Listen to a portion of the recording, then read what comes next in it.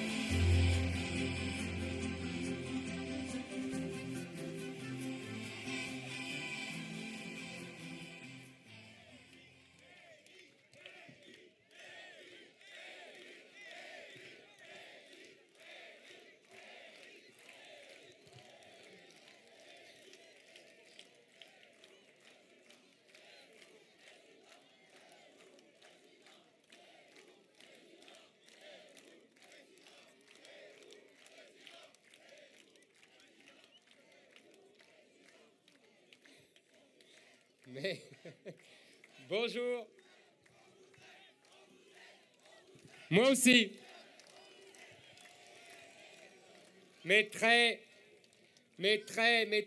chers amis. Quel bonheur de vous retrouver ici, sous le soleil varois, dans le magnifique département de mon ami Marc-Étienne Lansade.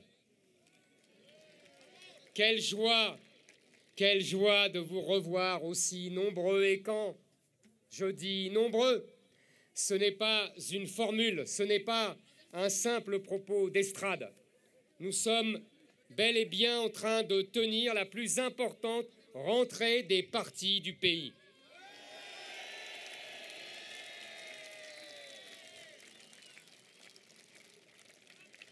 « 600 jeunes de Génération Z réunis depuis jeudi pour se former et, selon la belle formule des Saint-Cyriens, s'instruire pour vaincre.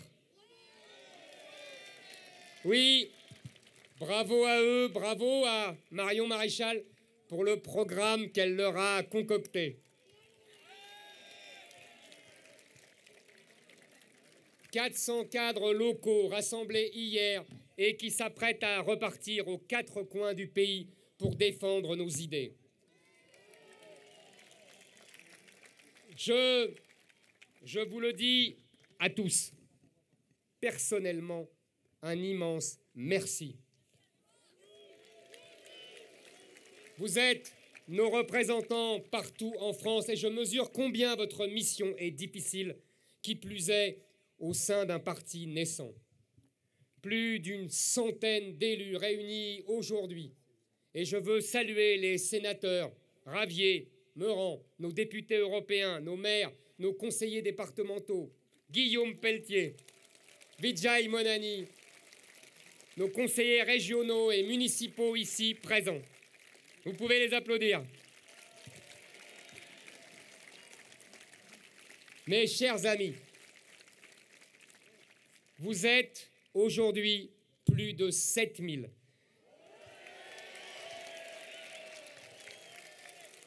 Oui, plus de 7000. On en attendait 3500, c'est ce qui explique que beaucoup soient debout et non pas assis confortablement sur des chaises à prendre ce magnifique soleil en plein visage. Nombreux, vous êtes les plus nombreux de toutes les rentrées politiques. Vous êtes en train d'envoyer un éclatant signal, celui de notre vitalité.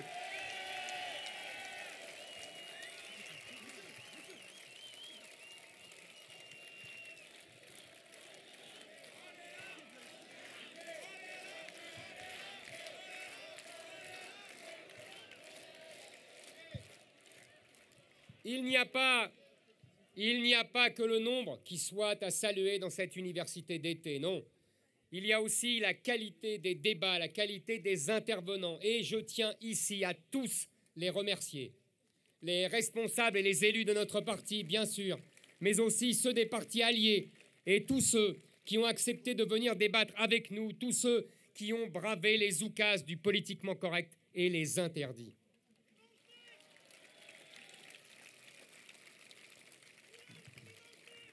Dirigeants d'associations, universitaires, journalistes, philosophes, historiens, ils sont venus nourrir nos réflexions et je veux sincèrement les remercier. Je veux adresser en votre nom un remerciement tout particulier à mon vieux compagnon Éric Nolot. Merci pour lui, qui s'entête toujours, selon sa formule, à être de gauche, mais avec lequel on est toujours d'accord pour débattre de nos désaccords. Permettez-moi de saluer également Elisabeth Lévy, Jean Sévilla et tous les autres.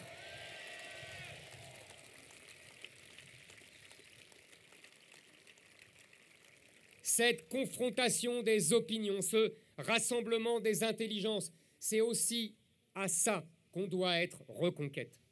Ça aussi, c'est un signe de notre vitalité. Enfin, je veux adresser mes remerciements à toute l'équipe qui a travaillé pour que cet événement soit réussi, de la conception du programme à l'installation de cette scène. Merci à tous. Merci à nos bénévoles. Merci pour eux. Depuis un an, toute une équipe s'active dans l'ombre à mes côtés, à Paris, dans le Var et partout ailleurs. Je sais ce que je lui dois et je lui dis un immense merci. Je n'oserais dire le meilleur pour la fin, mais je veux vous demander d'applaudir les forces de l'ordre, les policiers, les gendarmes qui nous ont protégés tout au long de cette université d'été. Merci à eux d'être en première ligne et vous avez toute notre reconnaissance.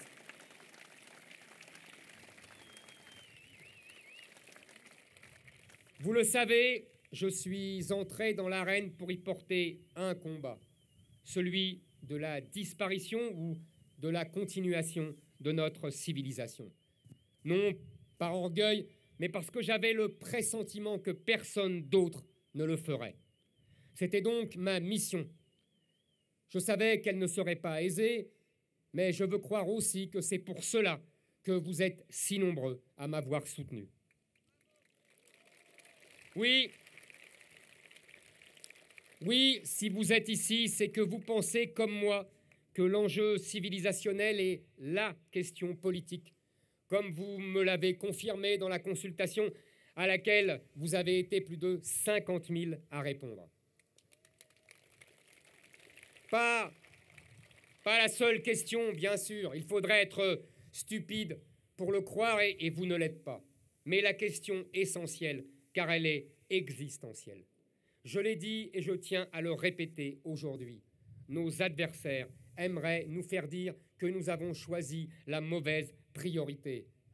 Qu'après tout, il y a beaucoup plus grave que la fin du pays de nos ancêtres. Je ne le penserai jamais.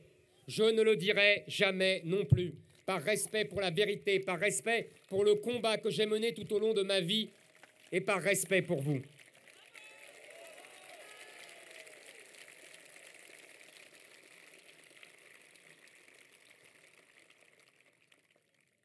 Vous avez la même priorité que moi. Ne vous méprenez pas. Le véritable objet de leur colère, ce n'est pas moi, c'est vous. S'ils me détestent, c'est parce qu'ils vous détestent. S'ils me méprisent, c'est parce qu'ils vous méprisent.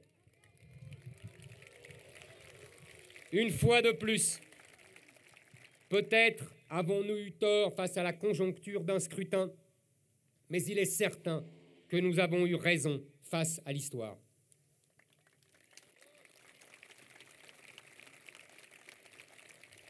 Eh bien, moi, contrairement à mes adversaires, Je préfère cela à l'inverse. Ils gagnent des voix, mais ils enterrent la France. Est-ce le but d'une carrière politique? Oui, je l'avoue humblement. Je n'ai pas 40 ans de roublardise politique et de langue de bois médiatique derrière moi.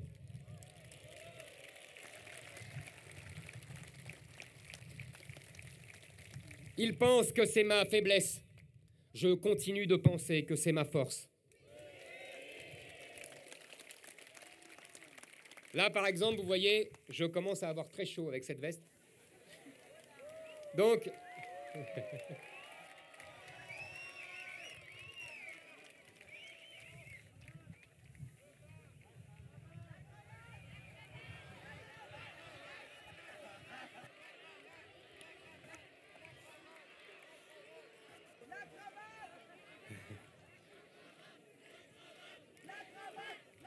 elle vous plaît pas, ma cravate, peut-être? Non, la cravate, ça va, ne me tient pas chaud, vous savez. Nous ne sommes pas là pour parler de la campagne passée. Je ne suis pas devant vous pour parler d'hier, mais de demain. Et même d'après-demain. Oui, c'est vrai, j'assume une certaine mélancolie française. Comment en serait-il autrement? J'ai grandi dans la France du général de Gaulle et me voilà contraint de vivre dans celle d'Emmanuel Macron.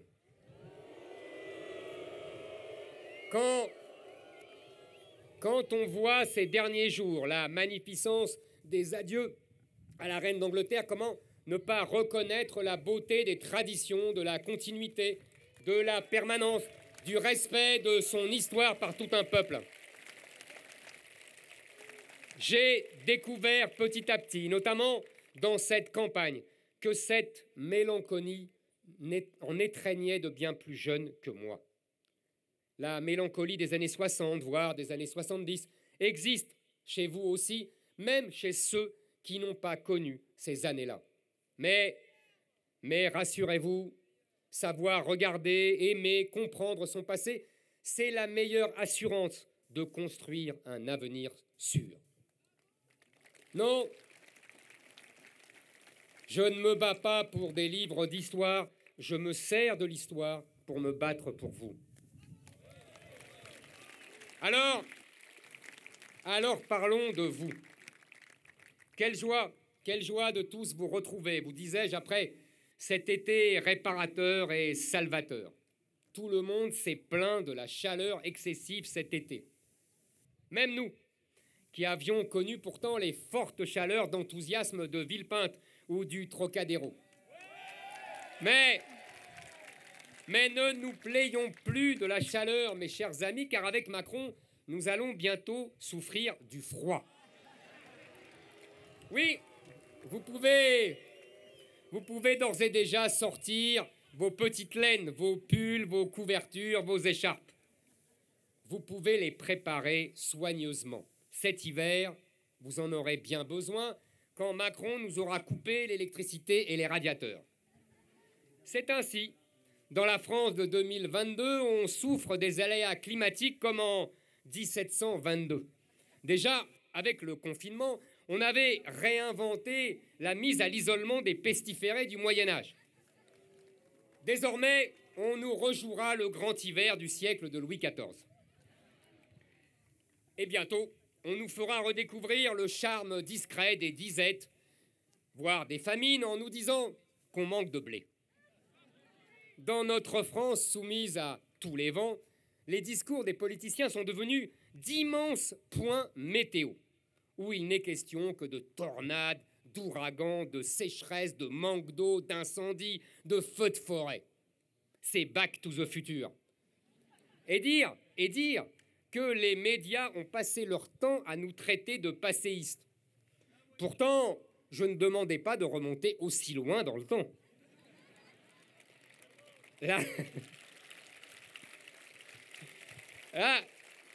La start-up d'Emmanuel Macron renoue avec les charmes d'avant la révolution industrielle.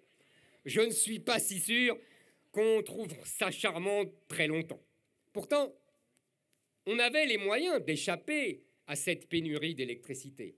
On disposait de 58 centrales nucléaires. Pas 10, pas 20, pas 30, 58. Sorties de terre en quelques années, dans les années 70. Vous savez, les années 70, cette époque tant détestée par Sandrine Rousseau, époque du patriarcat et du privilège blanc, mais où l'État tournait et était dirigé, où la France était prospère et tranquille. Mais voilà, depuis cette époque lointaine, nos cerveaux et nos esprits ont été pris en main par les écologistes qui nous ont expliqué qu'une sorcière du Moyen-Âge était beaucoup plus utile qu'un ingénieur du nucléaire. Alors, depuis une vingtaine d'années, on a davantage écouté les sorcières que les ingénieurs en nucléaire. Le résultat est probant. Lionel Jospin, il y a plus de 20 ans, a fermé Superphénix et Emmanuel Macron a fermé Fessenheim. Aujourd'hui, plus de la moitié des centrales nucléaires sont à l'arrêt et seulement 24 fonctionnent. De quoi réussir à nous priver d'électricité cet hiver. Joli travail. Emmanuel Macron nous demande de ne pas venir le chercher sur Fessenheim. Alors, allons le chercher. J'ai visité Fessenheim pendant la campagne présidentielle et je m'en souviendrai longtemps. Fessenheim avait la particularité d'être la centrale la plus vieille de France, tout en étant la plus moderne, car tout à l'intérieur avait été changé. Voilà un en même temps qui aurait dû attirer les grâces d'Emmanuel Macron. Ce n'est donc pas par mesure de sécurité qu'il a voulu fermer ces 2 réacteurs de Fessenheim. Non, il ment quand il vous dit cela. Ce n'est pas non plus pour appliquer une décision prise par son prédécesseur, car Emmanuel Macron n'était nullement tenu par la promesse de François Hollande. Non, c'était pour un petit motif politicien bien plus minable. Il s'agissait, pour Macron, de draguer Nicolas Hulot, dont il voulait faire un symbole comme ministre. Alors, il a promis à sa star écolo de le laisser annoncer la fermeture de 14 centrales nucléaires, en plus de Fessenheim. Cela fait 10 ans que l'État n'a plus investi dans le nucléaire, qu'il n'a pas prolongé la durée de vie des centrales, ce qui se faisait aux États-Unis, ce que je proposais depuis des années. 10 ans pendant lesquels les politiciens n'ont juré que par les éoliennes et fait pleuvoir des flots d'argent public sur ces mêmes éoliennes. 10 ans aussi pendant lesquels la France est soumise à la Commission européenne de Bruxelles qui a obligé EDF à vendre son électricité à un prix réduit à des grands groupes qui n'avaient jamais investi un seul sou dans le nucléaire. J'ai eu beau alerter pendant la campagne, notamment lors d'un débat avec Bruno Le Maire. Le gouvernement n'a rien voulu entendre. Depuis 30 ans, je ne cesse de répéter la même vérité. Depuis 5 ans, Emmanuel Macron, lui, ne cesse de passer d'un mensonge à l'autre. Il est la girouette de l'idéologie. Ces 10 ans de déchéance du nucléaire sont bel et bien ceux de la décennie Macron. Car qui était secrétaire général adjoint à l'Élysée au début du mandat de François Hollande? Qui fut ensuite ministre de l'économie dans le gouvernement Valls avant de devenir président de la République? Mais vous allez me dire concrètement pourquoi est-ce que le prix de l'électricité a autant augmenté et pourquoi devrais-je porter un pull chez moi cet hiver? C'est parce que nos dirigeants ne sont pas contentés de leurs erreurs. Elles ne leur suffisaient pas. Ils voulaient aussi nous faire payer pour les fautes des autres dirigeants. Ah, au nom de l'idéal européen, bien sûr. Quand Mme Merkel a décidé la fermeture de ces centrales nucléaires, entre nous encore pour obtenir un accord électoral avec les Verts allemands, c'est nous qui devrons le payer. Pourtant, elle ne nous a rien demandé. Elle ne nous a pas demandé notre avis quand elle a préféré se mettre sous la domination du gaz russe plutôt que la domination du nucléaire français. Mais les erreurs allemandes ne devraient concerner que les Allemands et les choix français que les Français. Eh ben non. C'était sans compter notre brillante stratégie européenne et notre volonté d'unifier le marché européen de l'électricité, puis, comme si cela ne suffisait pas, de l'agréger à celui du gaz. Conséquence, lorsque le prix du gaz monte en flèche, à cause de la guerre en Ukraine, c'est notre prix de l'électricité qui explose et qui est multiplié par 10. C'est exactement ce qui se passe aujourd'hui. Je récapitule. Nous nous obstinons pendant 10 ans à saccager notre atout nucléaire qui nous rendait souverains, indépendants, libres de vendre une électricité à bas prix à nos compatriotes. Puis, nous acceptons de nous lier les mains dans un marché européen qui va déterminer les prix à notre place, sans tenir compte de nos avantages comparatifs. Par conséquent, nous sommes solidaires des erreurs des autres, en particulier de l'abandon du nucléaire par l'Allemagne et de sa nouvelle dépendance au gaz russe. Et quand arrive la guerre en Ukraine, nous devons payer comme eux leur dépendance, alors que nous avions passé des décennies à investir dans le nucléaire, justement pour être indépendants.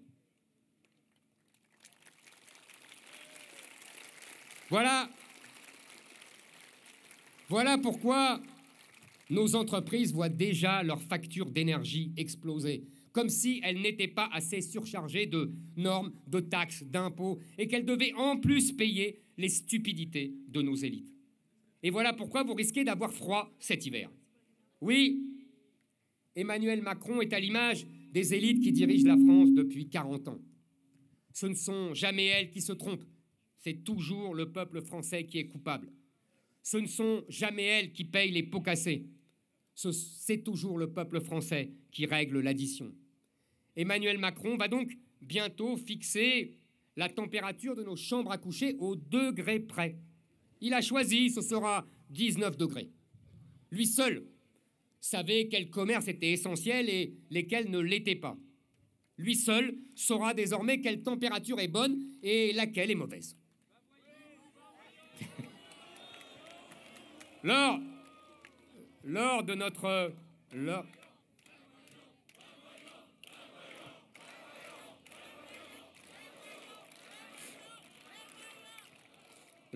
notre premier et si beau meeting à Villepinte, j'avais attaqué Macron en l'accusant d'être vide et d'incarner le néant. Quelques jours plus tard, à l'occasion d'un passage à la télévision, il avait confié que je l'avais, je cite, blessé. Oui,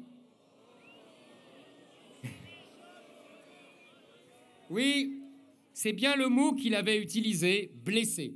Il est si délicat, si sensible, vous comprenez? Eh bien, chers amis, je dois vous dire que depuis, les choses ont changé. J'avais dit que personne ne comprenait qui il était parce qu'il n'était personne. Mais ça, c'était avant. C'était en temps de paix. Mais nous sommes désormais en temps de guerre. Et la guerre révèle les caractères, elle fait tomber les masques et les perruques. Nous savons enfin depuis peu qui est vraiment Emmanuel Macron.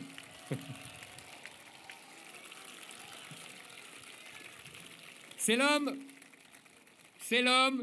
qui a vécu les 5 dernières années dans l'insouciance et dans l'abondance. Ah, nous nous en doutions un peu, mais nous n'en avions pas la preuve concrète. Et voilà qu'il avoue, qu'il lâche le morceau. Ainsi donc, pendant que le peuple entier était enfermé dans le cauchemar de la pandémie, Macron, lui, vivait dans l'insouciance. Pendant que 10 millions de Français vivent dans la pauvreté, Macron, lui, vit dans l'abondance. Alors que Samuel Paty s'est fait décapiter par un Tchétchène, alors que l'on recense une nouvelle attaque au couteau par jour, alors que les policiers, les agriculteurs se suicident, alors que les professeurs ont peur de leurs élèves au point de ne plus vouloir enseigner, alors que les taulards font du kart et les racailles du rodéo, alors que toutes nos générations, jeunes, vieux, travailleurs, retraités, étudiants, croulent sous les peurs tellement lucides et des angoisses affreusement légitimes, alors que nous sommes tous soucieux et que nous avons 1000 fois raison de l'être, Macron est insouciant. Insouciant. Alors que l'État régalien, justice, police, armée, s'effondre sous le poids de l'idéologie et de la bureaucratie, alors que notre armée n'a pas plus de 3 jours de munitions et que notre hôpital est un mouroir. Macron, lui, tranquille, pépère, affiche au fronton de l'Élysée une pancarte où l'on peut lire « Villa sans souci ». Alors, je suis allé voir dans le dictionnaire de l'Académie française la définition d'insouciant. Voici la réponse. Qui prend tout à la légère. Oh, on ne saurait mieux dire. C'est logique, forcément. Le vide prend tout à la légère. Le vide se moque de tout. Quand le pays est rempli à ras-bord de problèmes graves, le vide s'en moque royalement. Et le pire, ce n'est pas l'insouciance. Le pire, c'est l'abondance. Quand il regarde la France, Macron voit de l'abondance, il voit de la croissance, il voit de la profusion, de la richesse, du luxe partout. Un immense buffet campagnard gratuit. Du champagne dans tous les foyers, le plein emploi, pas de dette, des équipements hospitaliers comme s'il en pleuvait. Des forces de l'ordre joyeuses, confiantes et respectées, des professeurs bien traités et enthousiastes, un troisième âge traité comme un prince dans les EHPAD, des banlieues pacifiques où l'on parle un français exquis. La fiesta permanente. Bref. Tellement d'abondance que même les Suisses demandent la nationalité française. La corne d'abondance de Jupiter qui déverse des cadeaux par milliers dans nos petits souliers. L'abondance. J'ai beau me pincer tous les matins en me réveillant depuis 2 semaines, je n'arrive toujours pas à croire qu'il a osé nous reprocher d'avoir vécu dans l'abondance jusqu'ici. Désormais, il nous montre même du doigt. L'insouciance qui gâche l'électricité, c'est vous. L'abondance qui détruit l'énergie, vous avez bien compris. L'inconscience, c'est vous. La pénurie, c'est vous. L'hiver, c'est vous. Quand l'État, de Juppé à Macron, a décidé, pour faire des économies, de supprimer d'innombrables lits d'hôpitaux, ce sont les Français qu'on a confinés quand l'épidémie de Covid est survenue. Quand pendant 20 ans, de Jospin à Macron, en passant par Hollande, la gauche au pouvoir a détruit la filière nucléaire et fermé des centrales, ce sont les Français qui devront baisser le chauffage et mettre des pulls quand le froid de l'hiver arrivera.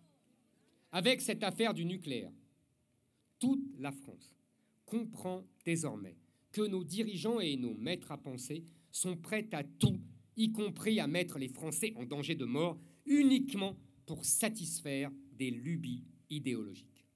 Et croyez-moi, ce qui est avéré aujourd'hui pour le nucléaire et l'écologie le sera un jour prochain partout ailleurs, pour tous les thèmes dont je parle depuis 20 ans. Immigration, identité, sécurité, école, culture, institutions, industrie. Rien n'est l'unique fruit du hasard ou d'événements malheureux, non. La classe politique est responsable. Elle a fait des choix par idéologie et ces choix nous mettent tous en danger. Alors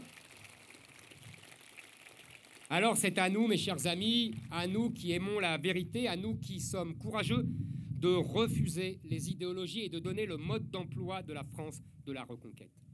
Car nous ne nous opposons pas à eux parce que nous avons une autre idéologie.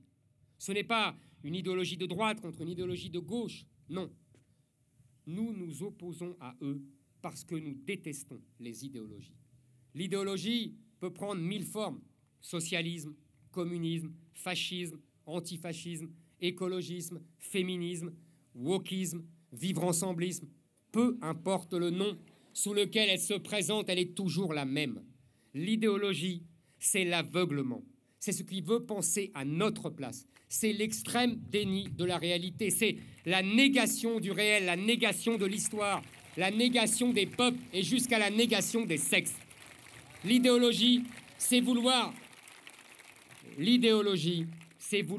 toujours inventer un homme nouveau plutôt que respecter l'homme de toujours.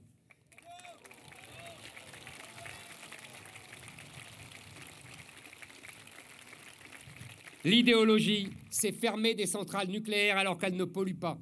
C'est saccager l'école et l'ascenseur social sous prétexte de favoriser l'égalité. C'est tuer la démocratie au nom de l'état de droit. C'est laisser les frontières ouvertes aux 4 vents par altruisme pour les pauvres du monde entier en laissant les nôtres mourir dans la rue. C'est laisser assassiner des hommes au nom de l'humanisme. C'est dire à un petit garçon de 8 ans qu'il est en fait une petite fille. J'ai parlé du grand remplacement, j'ai parlé du grand déclassement, mais je veux aussi vous mettre en garde contre le grand endoctrinement. Le grand endoctrinement, c'est même la cause des 2 autres. C'est lui qui permet notre déclassement et qui permet notre remplacement. Le grand endoctrinement, c'est le 3e grand danger contre lequel je veux que nous luttions chez Reconquête. Et je vais vous dire comment.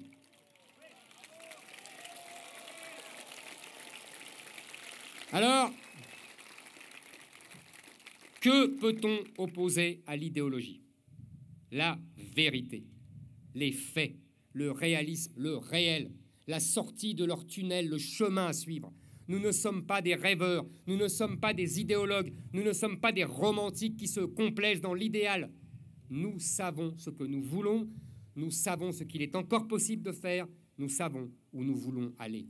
Nous savons quel est le pays dont nous voulons et à partir de maintenant, nous allons tâcher de le dire le plus souvent possible, le plus posément possible, le plus clairement possible.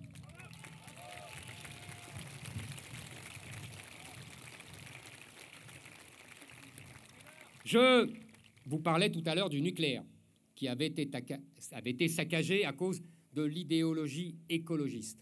À la place de leur lubie, je veux une écologie qui ne soit pas une idéologie, mais une écologie concrète, réaliste, non punitive. Pour cela, rompons avec la logique sans frontiériste pour les hommes comme pour les marchandises. Choisissons la proximité, produisons et consommons près de chez nous. Voilà qui polluerait moins.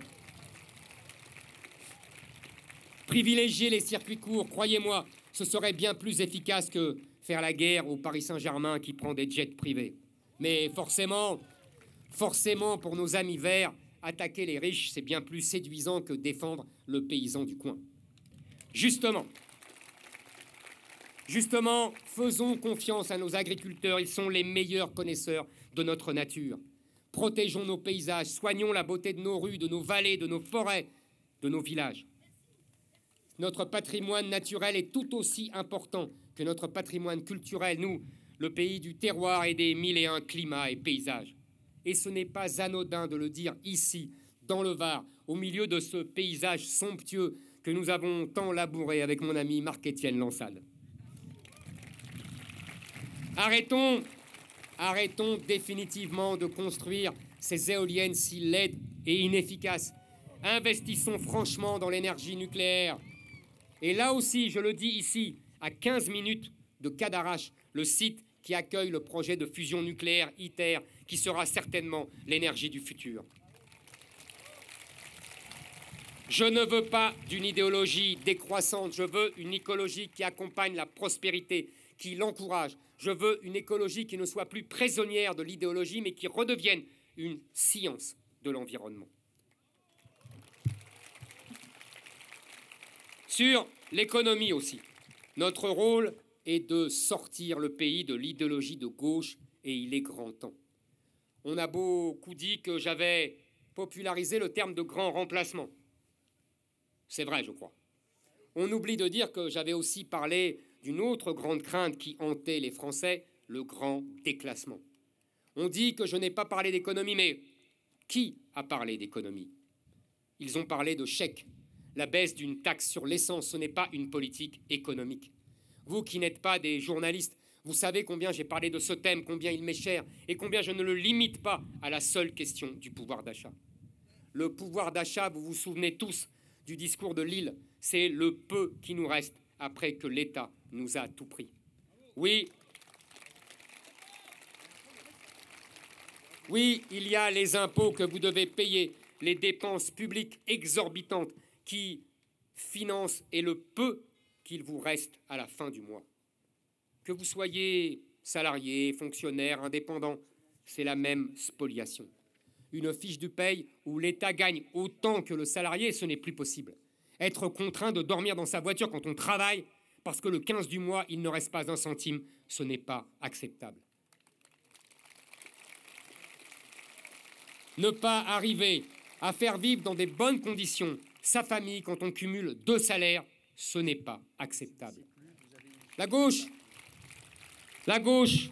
peut bien sûr vous dire la même chose, certes, mais contrairement à nous, elle dira « l'État doit donc distribuer plus d'argent ».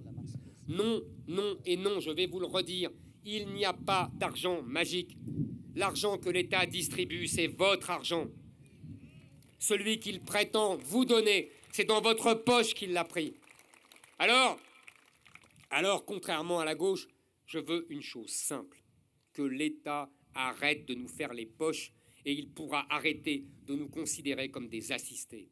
Oui, c'est vrai, je défends la France du RSI plutôt que celle du RSA. Oui, je défends la France du travail plutôt que celle de l'assistanat.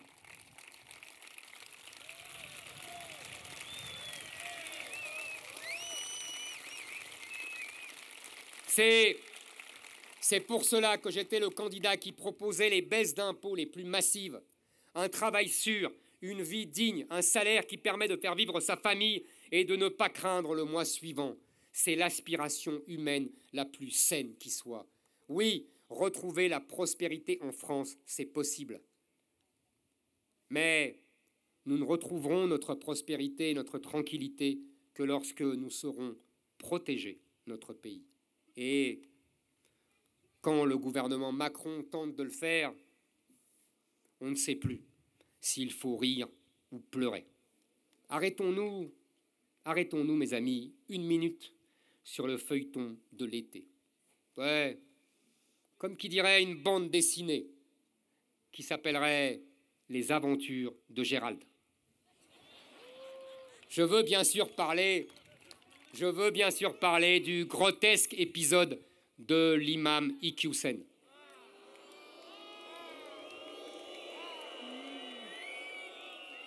On a là un imam étranger. On peut d'ailleurs constater qu'il aime tellement notre pays qu'il a refusé la nationalité française. Mais passons. Un imam étranger donc, qui tient depuis des années des propos qui feraient même peur à Jean-Luc Mélenchon, sans jamais avoir été inquiété. On m'envoyait ces vidéos depuis des années et j'étais stupéfait de voir qu'on traînait des Français devant des cours de justice pour incitation à la haine, pendant qu'on laissait cet homme répandre ses thèses anti-françaises dans la jeunesse musulmane sans bouger le petit doigt. Alors, Iqiyoussen a continué à partager allègrement ses vidéos sur YouTube, comme il le fait depuis 2012 sans discontinuer.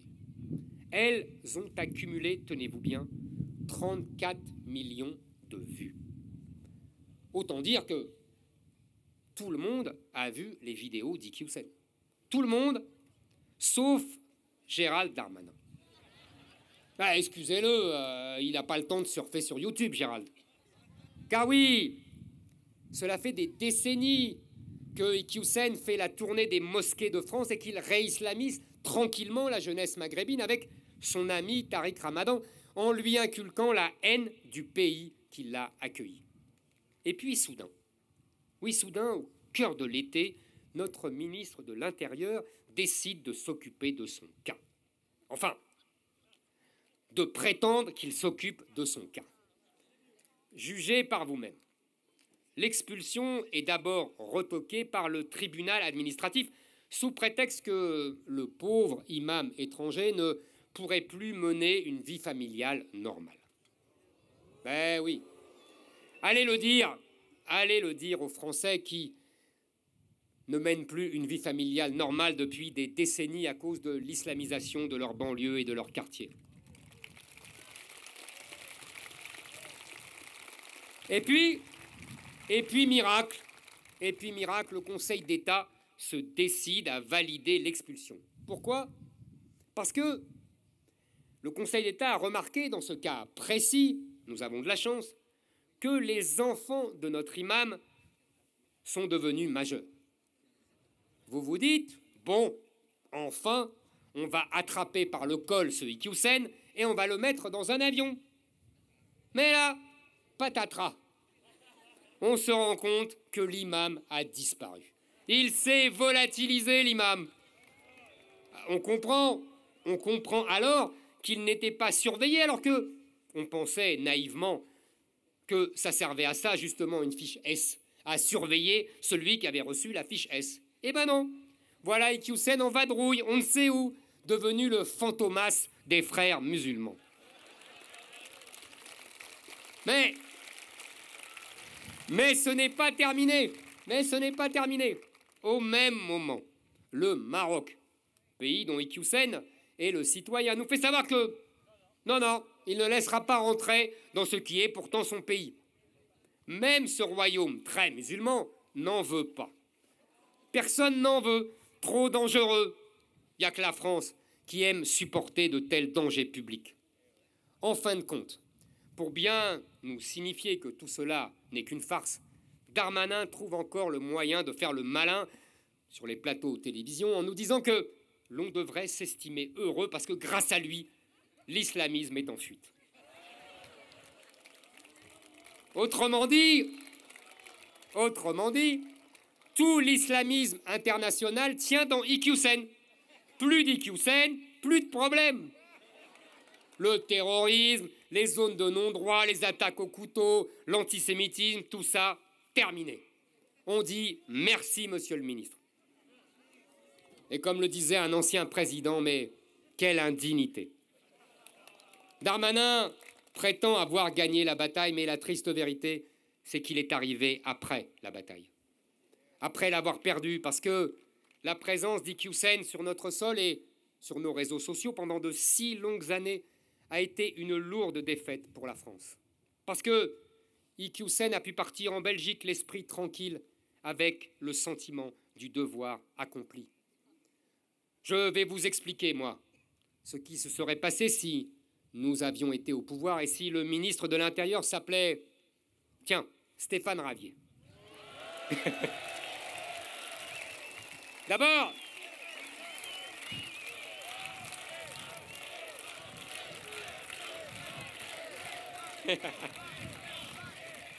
D'abord, dis-moi Stéphane si je me trompe, Iqiyoussen aurait été poursuivi pour ses propos et expulsé depuis longtemps, quoi qu'en pense la Cour européenne des droits de l'homme et le tribunal administratif. Ensuite, toutes les associations et toutes les mosquées de la galaxie des frères musulmans auraient été interdites et fermées. Même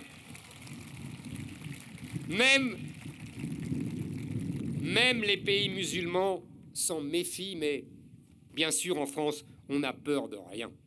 Et je le dis en ce jour du 11 septembre, date ô combien symbolique de la guerre de civilisation qui nous est menée et qui aurait dû ouvrir les yeux à l'Occident tout entier depuis plus de 20 ans. Je vais vous dire ce que nous aurions fait également. Nous aurions demandé des comptes à tous les élus de droite comme de gauche qui se sont compromis avec lui ou avec d'autres imams en vendant des services contre les voies musulmanes.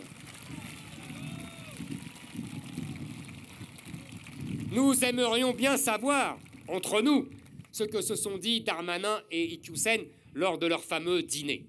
Enfin, le Maroc aurait évidemment récupéré son Iqiyoussen parce que nous connaissons les moyens de faire respecter notre pays et parce que nous n'avons pas peur de les appliquer.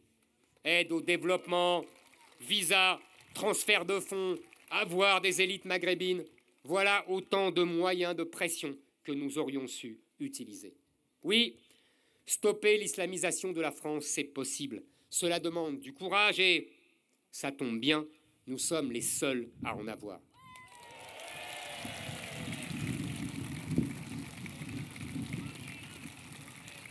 Qui d'autre que nous défend clairement la fin de la submersion migratoire?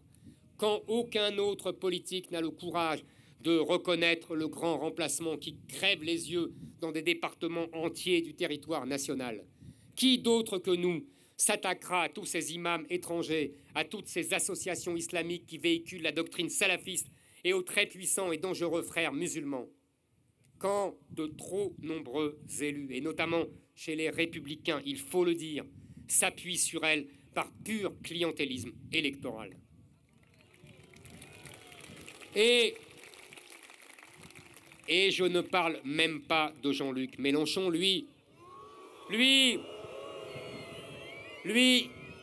il ne s'appuie pas sur ces associations, il s'est carrément élu, hissé sur leurs épaules. Qui d'autre que nous élargira le champ de la déchéance de nationalité pour l'appliquer à ceux qui commettent des crimes dans notre pays, alors que nous leur avions généreusement offert la chance de devenir français? Quand tous se soumettent à la pression judiciaire, médiatique, dès qu'il s'agit d'évoquer le lien évident entre immigration et insécurité. Nous ne voulons pas sans cesse plus de prisons, plus de caméras de surveillance, plus de gardiens pour les églises, les synagogues, les hôpitaux. Nous ne voulons pas sécuriser l'enfer. Nous voulons le retour à la civilisation.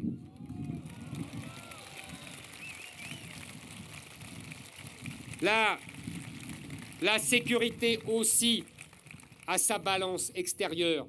Nous devons cesser d'importer des crimes et commencer à exporter des criminels. Quand je vois que depuis janvier, la France a expulsé seulement 80 Marocains sur plus de 3000 décisions d'expulsion et que dans le même temps, plus de 18 000 visas ont été accordés à des Marocains. Je dis non, Monsieur Macron, votre balance est encore largement déficitaire. En revanche, les crimes importés, eux, sont largement excédentaires. Les médias ont l'habitude de ranger ce genre d'incidents, comme ils disent, dans la rubrique des faits divers, c'est-à-dire les actualités qui ne sont pas vraiment classables. Ce ne sont ni de l'économie, ni de la politique, ni de l'international, ni rien du tout. Les actualités qui n'ont pas de catégorie. La rubrique fourre-tout, en quelque sorte. On y met les Français massacrés au même titre que les chiens écrasés ou les bus renversés. Exit, dans cette rubrique fourre-tout, les agressions de la grand-mère de 89 ans, les égorgements, les viols et les vols, les pillages, les rodéos, les voitures brûlées, les trafics de drogue, les tirs au mortier sur les voitures de police, les incendies de commissariat, tous ces drames du quotidien dans la même rubrique fourre-tout, comme s'ils n'avaient aucun lien entre eux. Toute cette délinquance qui est en vérité bien plus qu'une simple délinquance, mais est bel et bien une colonisation par la violence, une guérilla urbaine, une conquête de territoire, un terrorisme du quotidien, un djihad du coin de la rue qui chasse les Français de souche au profit de nouveaux habitants. Il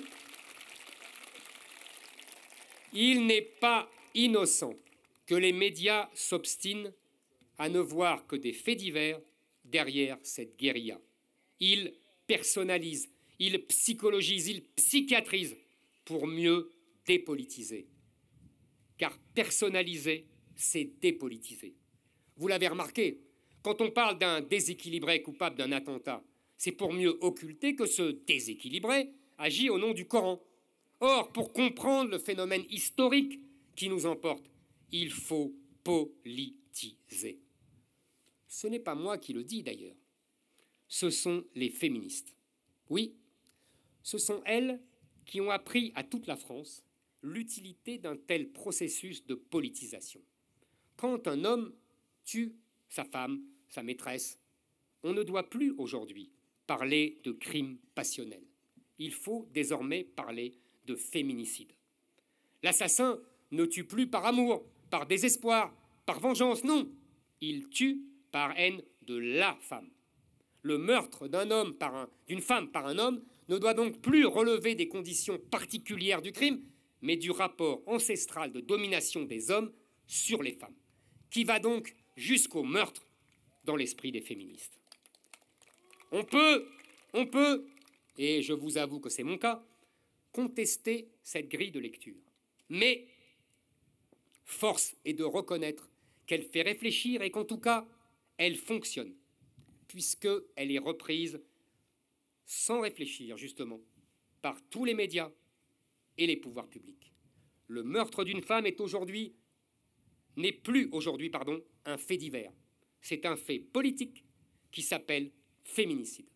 Alors aujourd'hui, je vous invite, vous aussi, à ne plus parler de faits divers pour décrire les méfaits de la diversité.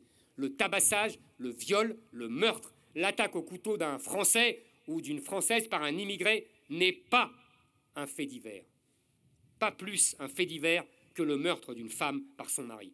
C'est un fait politique que j'appellerai désormais francocide.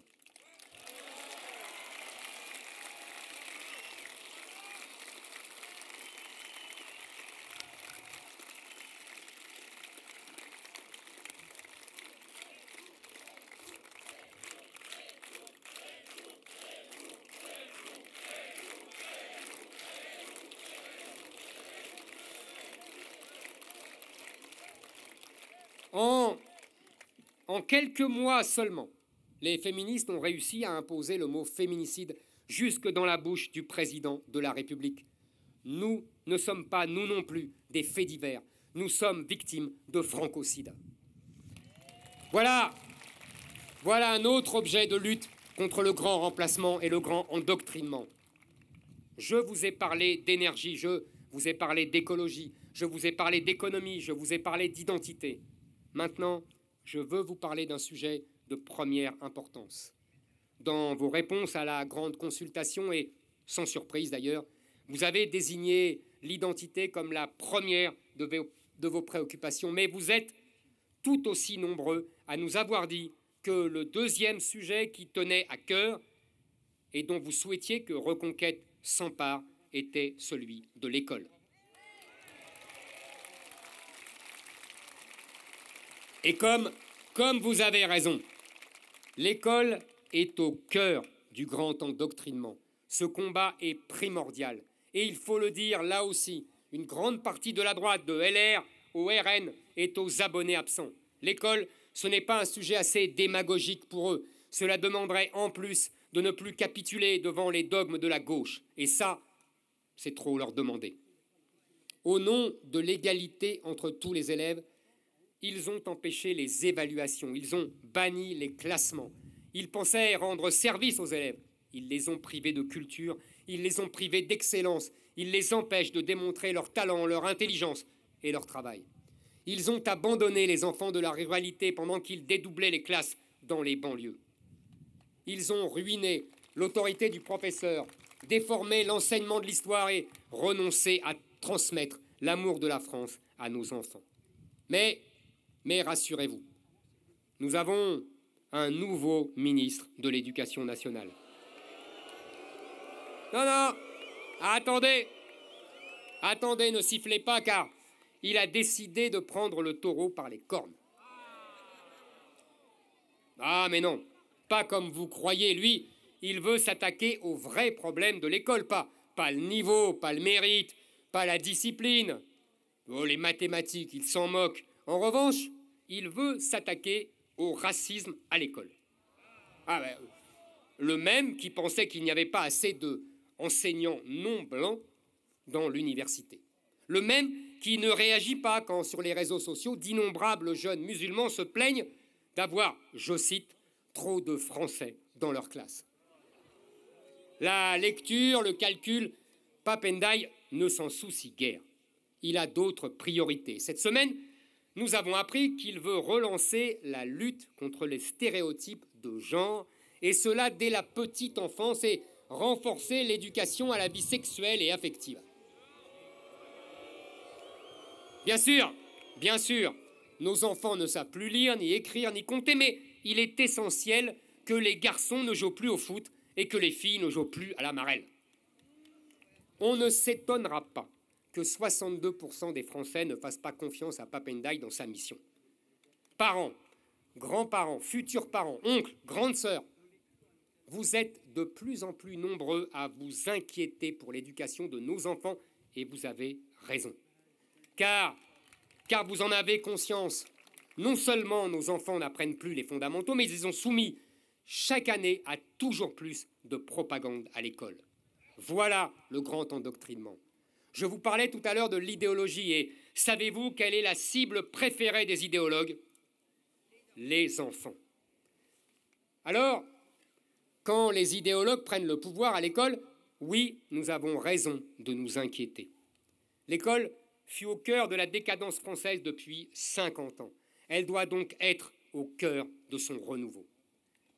Donner une éducation d'excellence à nos enfants, c'est possible. Cela demande de rompre avec les idéologues et nous sommes les seuls à pouvoir le faire. J'ai élaboré pendant la campagne présidentielle, avec l'aide d'une équipe d'enseignants remarquables, un plan complet et charpentier de restauration de l'école, savoir, instruction et amour de la France. Je reviendrai sur ce thème précisément le 24 septembre lors de la première rencontre de la reconquête que j'aurai avec nos amis alsaciens.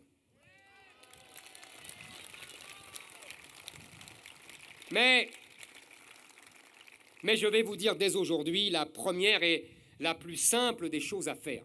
Et c'est un vieux partisan de l'école publique qui vous le dit. C'est de laisser vivre le privé. L'école libre est le dernier îlot d'excellence et de résistance dans notre pays. C'est pour ça qu'elle est plébiscitée. Alors, aidons-la. Merci à elle et qu'elle reste libre. La deuxième des choses à faire, et celle-là aussi est très simple à mettre en œuvre, c'est d'interdire immédiatement aux associations de pénétrer dans l'école. Cela ne leur suffit pas d'avoir déjà investi les journaux, la télévision, la radio, les dessins animés, Netflix et les réseaux sociaux. Qu'ils laissent au moins à nos enfants un seul lieu, un sanctuaire, pour se consacrer à développer leur savoir et leur intelligence. En attendant que nous soyons au pouvoir, et ce jour viendra, je vais vous dire quoi faire immédiatement, sans attendre, avec vos moyens, dès aujourd'hui et sans attendre les prochaines élections. Je vais vous demander quelque chose. Ne laissez plus rien passer. Dénoncez, écrivez, protestez. Ne laissez plus un enseignant apprendre à vos enfants que la France est coupable de crimes contre l'humanité. Ne laissez pas des intervenants extérieurs apprendre à votre fille de 6 ans que, si elle le souhaite, elle peut devenir un garçon. Ne restez pas silencieux. Ne restez pas les bras croisés. Les conséquences sont trop graves. Dès demain, je vous l'annonce aujourd'hui, nous créons un réseau national de parents vigilants. Je vous invite à le rejoindre.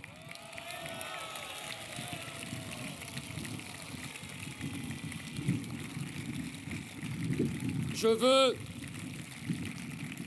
que nous ayons des vigies dans chaque établissement. Je veux que chaque parent puisse nous signaler les aberrations dont sont victimes ces enfants à l'école. Je veux que nous les aidions à mettre la lumière sur ces affaires.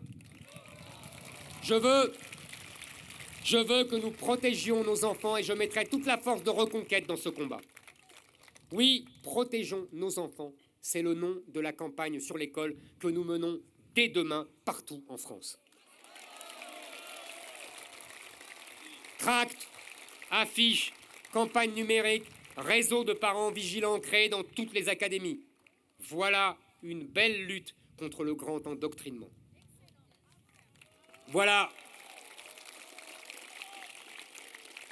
Vous me l'avez affirmé dans la consultation, Reconquête ne doit pas être un parti de plus, mais un plus pour les Français. Eh bien, en voici la démonstration. Nous ferons entendre notre voix, votre voix, au ministre de l'Éducation nationale. Avec les parents vigilants, nous serons un contre-pouvoir sur un sujet bien précis et d'une importance majeure. Le combat culturel que nous sommes en train de mener, ce n'est pas une lubie de journalistes ou d'intellectuels. Je ne cite pas Gramsci et sa fameuse hégémonie culturelle pour faire bien dans les dîners en ville ou les débats télévisés. En politique, pour démonter les idéologies, il faut comprendre les idées. Celui qui n'ancre pas son action dans un socle solide d'idées et de convictions est condamné à avoir le destin d'une feuille morte, c'est-à-dire de voler au gré du vent de ses émotions, du vent de l'air du temps. Mais cet air du temps ne vient pas de nulle part. Il est fabriqué dans les universités, les médias, les émissions de divertissement et les dessins animés, dans les séries Netflix et les publicités. Il est forgé par la gauche et surtout par l'extrême gauche.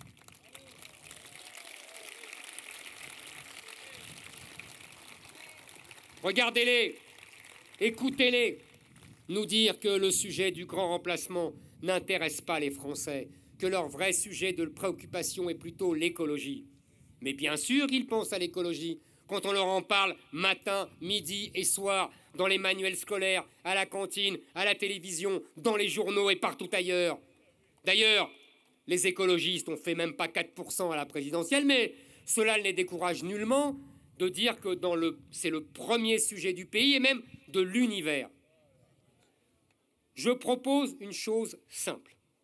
Mettez sur toutes les chaînes de télévision, pendant 3 jours seulement, les images de cette vieille dame de 89 ans tabassée par 2 voyous.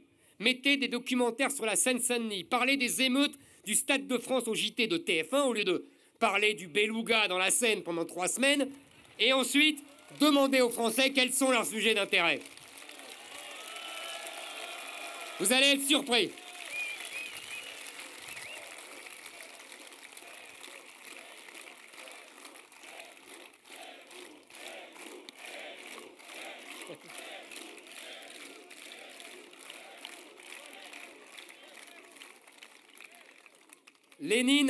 Lénine avait tout compris quand il disait « Faites-leur manger le mot, vous leur ferez avaler la chose ».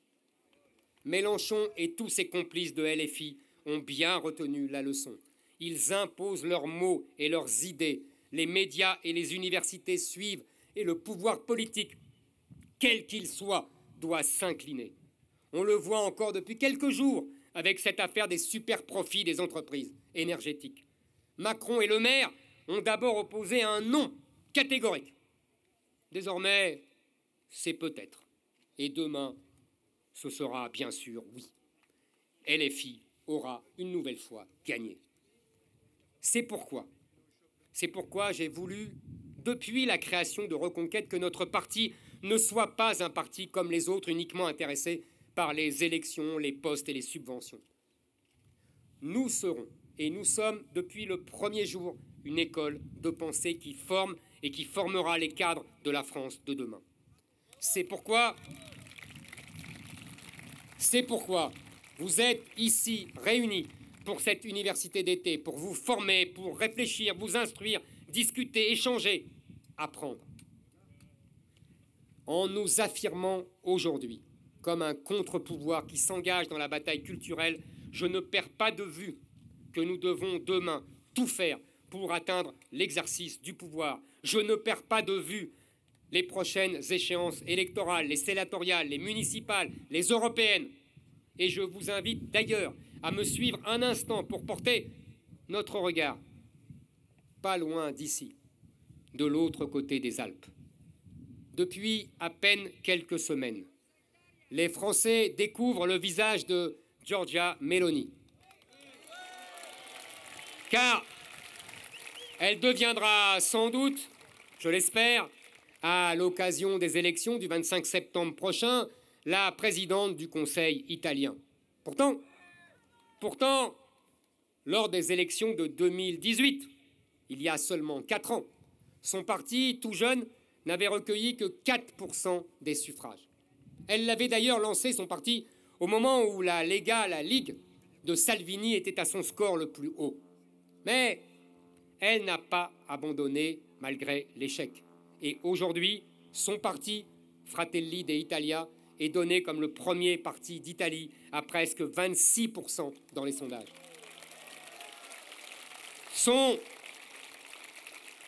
Son parti est désormais le parti central de la coalition de droite et du centre-droit qui est sur le point d'emporter, et peut-être même largement, les élections à venir. En 4 années à peine, elle est passée de 4 à 26%. Elle aussi, les journalistes l'enterraient. Vous le savez, ils adorent sortir leur pelle et leur pioche. Mais alors comment cela a-t-il été possible? En tenant bon, en persévérant, en prenant en compte les échecs et les erreurs, mais sans jamais dévier de son cap, malgré toutes les injonctions à reculer. En poursuivant son implantation partout, en s'appuyant sur des fédérations militantes, structurées, solides dans les convictions et dans l'action. En ayant à ses côtés des militants déterminés que l'échec n'a jamais découragés. En ne délaissant pas le terrain des idées, en menant la bataille culturelle, en refusant, contrairement aux autres, les compromissions idéologiques et politiques. Tout en acceptant de parler avec toutes les forces de droite, et vous avez vu récemment que je ne me prive pas de parler à tout le monde. Cela permet aujourd'hui à Mélanie de diriger cette grande coalition. Je le dis sans orgueil ni optimisme béat, mais avec une intense détermination, arriver au pouvoir est possible. Et le jour où cela arrivera, nous serons prêts à construire la France dans laquelle nous avons hâte de vivre.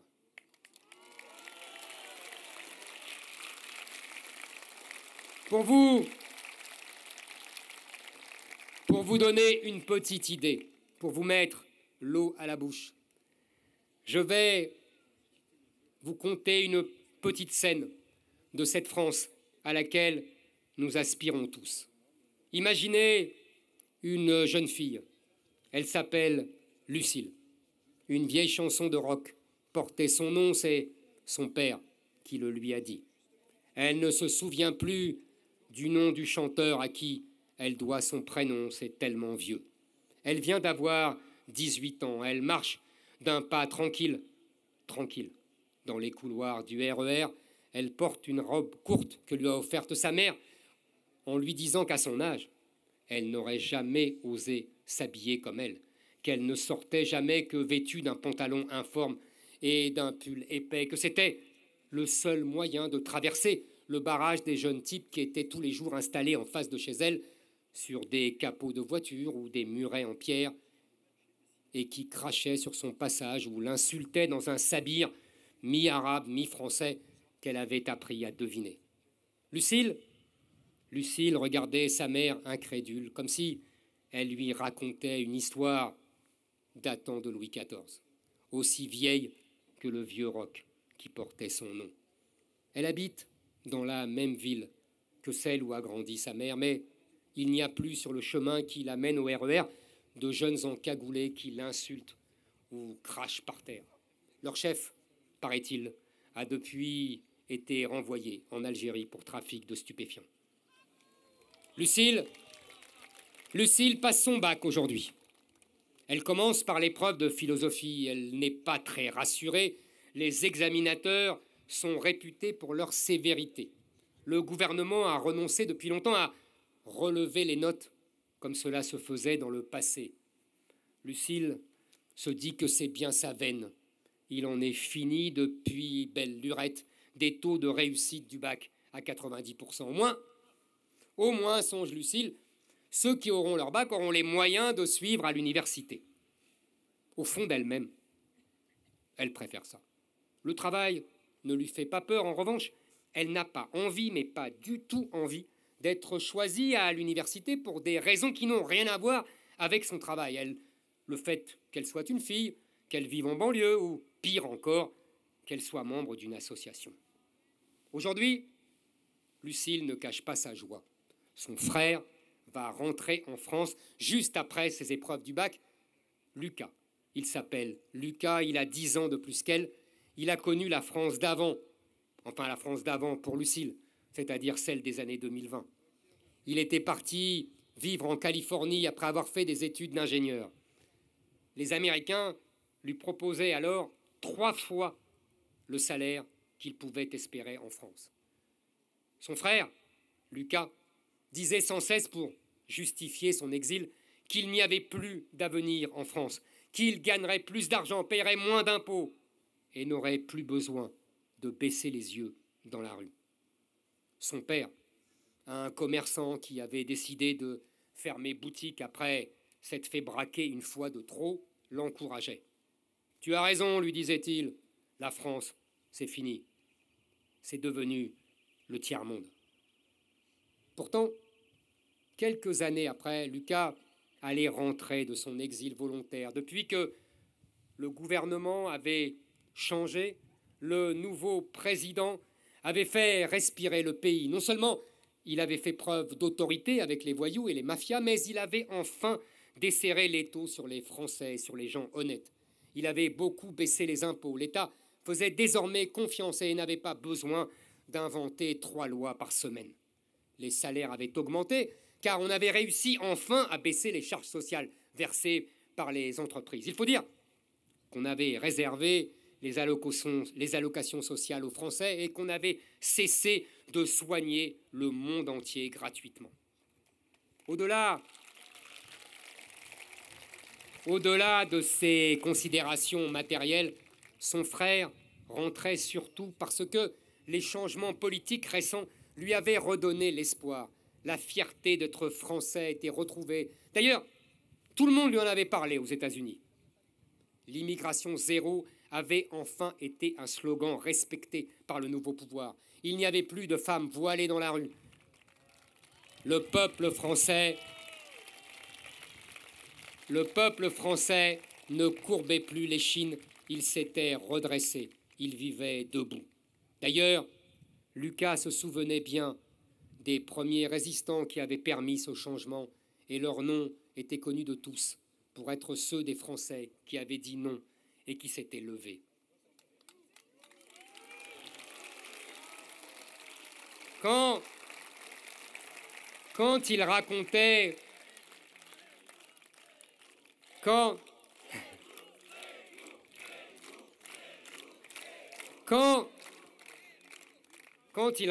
à sa petite sœur ce qu'était la France de son enfance, Lucile n'en croyait pas ses oreilles. Mais comment avez-vous pu subir cette situation aussi longtemps? Mes chers amis, je vous pose la même question que Lucile aujourd'hui. Comment avez-vous pu subir cette situation aussi longtemps? Ne subissez plus. Vous avez une mission. Agissez avec reconquête. Aujourd'hui, le choix que je vous propose est simple. Soit vous attendez sans rien faire que la situation de la France, que votre situation s'améliore par hasard, et vous pouvez attendre longtemps. Soit vous faites le choix d'agir maintenant, avec reconquête, pour construire votre avenir. Partout en France, enracinez-vous, implantez-vous, faites parler de vous, agissez déjà au service de nos compatriotes en vue des prochaines échéances électorales et dès demain avec notre action sur l'école. Soyez présents sur le terrain de façon visible avec nos tracts et nos affiches. Je veux une présence massive sur le terrain et je veux remercier tous nos militants qui ont donné une si belle leçon d'engagement et de vigueur à tous les autres partis politiques. Je veux une présence massive sur Internet et dès aujourd'hui, je salue l'armée numérique que nous avons levée et qui fait tout autant pour nos idées que ceux qui collent des affiches. Participez à mes côtés à la bataille intellectuelle. Battons-nous contre les 3 grands dangers, le grand remplacement, le grand déclassement et le grand endoctrinement. Je le fais depuis 30 ans et je sens ma force décuplée grâce à ce grand mouvement qui m'a fait l'honneur de me suivre. Vous commencez bien l'année en vous formant à cette université d'été. Continuez. Tout au long de l'année, je viendrai dans chacune de vos régions pour des rencontres de la reconquête. J'aborderai à chaque fois un thème. Invitez-y vos amis. Utilisons le temps que nous avons pour les convaincre. Mes chers amis, je sais que beaucoup de vos proches disent « Ah, Zemmour, il est bien. Il dit tout haut ce qu'on pense tout bas. Il est courageux, mais il est beaucoup trop radical. » Moi, je préfère, disent-ils, les politiques tranquilles, pépères, ceux qui ne font pas de vagues. Je veux vous répondre, je veux leur répondre, car c'est un sujet d'extrême importance. Dans la situation où se trouve la France, pas de vague, c'est la mort. Dans la situation où se trouve la France, pas de vague signifie pas de souffle, pas de courage, pas de vérité. Souvenez-vous de la belle phrase de Victor Hugo qui écrit au sujet de la navigation en mer. Point de vent, plus d'espoir. Mes amis, depuis des décennies, c'est un ouragan qui déferle sur nous.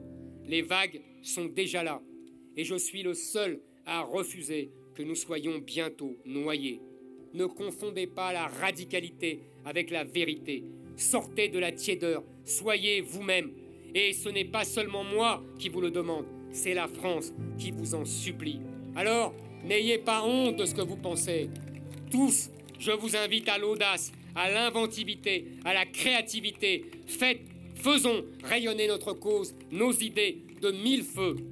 Reconquête est à l'avant-garde. Là où beaucoup reculent, nous mettons toujours un pas en avant. Reconquête est une boussole politique. Là où beaucoup hésitent, nous indiquons la direction sans aucune hésitation. Ils nous imaginent pleins de rancœur, mais ils se trompent. Dans nos cœurs, il n'y a ni haine, ni ressentiment, mais seulement de la détermination et du courage. Notre pays a besoin de nous, notre parole, nos combats. Personne d'autre ne les porte comme nous. Souvenez-vous de notre serment de Villepinte. Nous promettons et nous tiendrons. Nous nous engageons et nous ferons. Ils veulent nous faire croire que nous avons perdu parce que nous avions tort. Ils mentent.